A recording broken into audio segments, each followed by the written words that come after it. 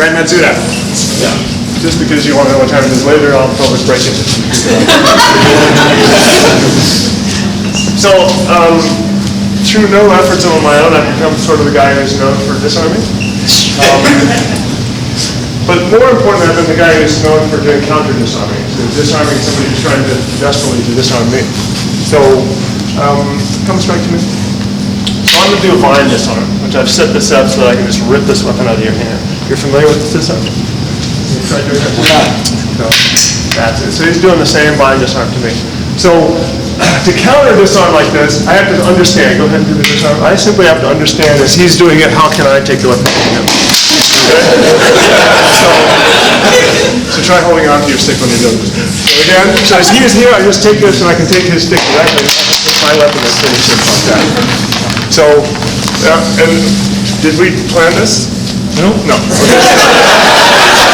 So, because I can show this and make it very exhibition oriented, but I don't really want you to understand what's happening. Because why I can do this with the ease that I'm doing it. Go ahead and do the disarm again.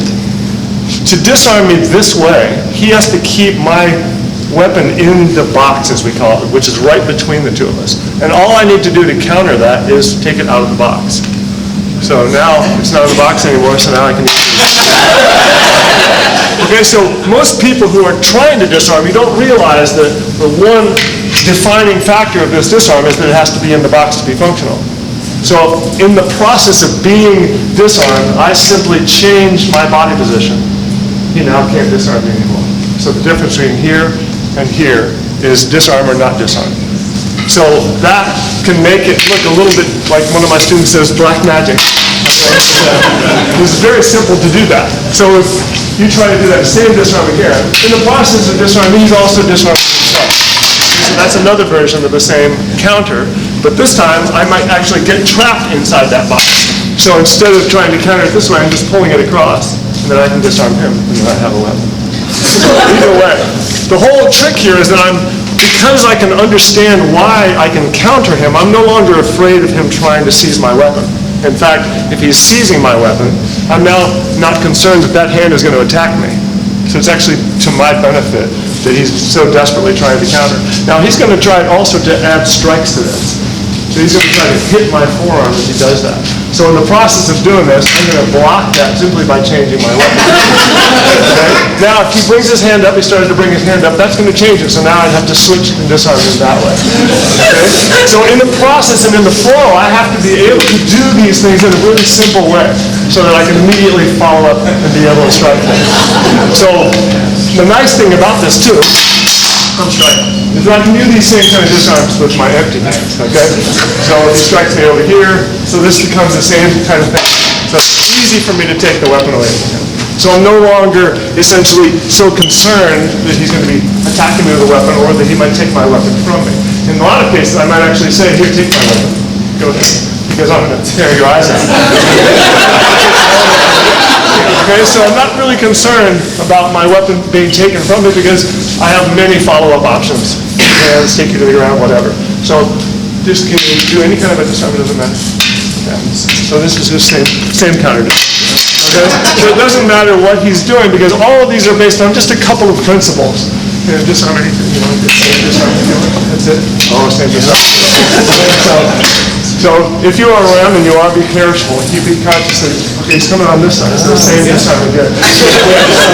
So it doesn't matter what he does. It's very easy for me to just take any option. So I know I'm vulnerable down here, so I have to stop that. So right away, my hand can go directly over and just roll his weapon out. Okay, so from here, I take my weapon back, and I can strike from here. I can turn this into some really awful kinds of locks and so forth. So grab your weapon up again. So if he's coming on this side, he's trying to peel my thumb off. So the counter to this is really simple. He's relying on the fact that he's going to turn my hand. So if I simply don't let him turn my hand. Okay? So I've already countered and he's already given me a disarm right there. Okay?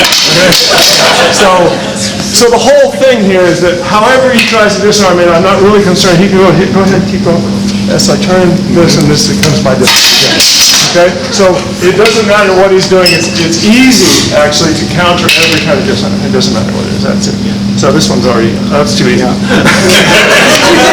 it. So what else do you have? Oh, interesting. Go ahead. Yeah, that's it. Okay.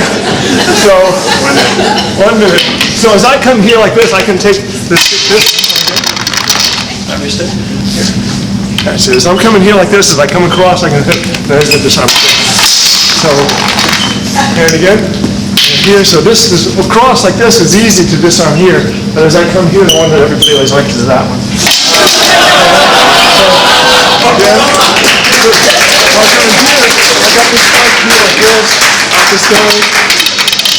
So these are simple because now I'm actually the person who's commanding everything, so it's easy.